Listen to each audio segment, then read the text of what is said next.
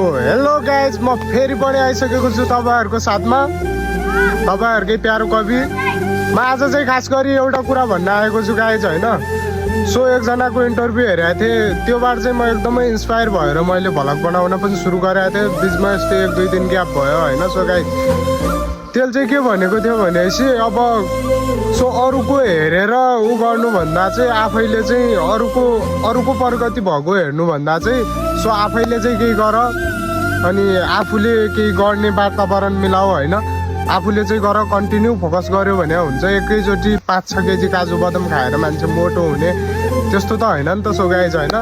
त्यसैले कुरालाई कसरी बुझ्नुहुन्छ, होइन। मेरो चाहिँ भन्ने तरिका यस्तै छ। सो होइन, कसरी बुझ्नुहुन्छ कुरा सरल छ, त्यही हो। Thank you so much guys. अब चाहिँ कन्टिन्यू मेरो भ्लग आउँछ, तपाईँहरूको माया सपोर्ट पायो भने। र थ्याङ्क यू सो मच। भेटौँ न अर्को भिडियोमा, बाई।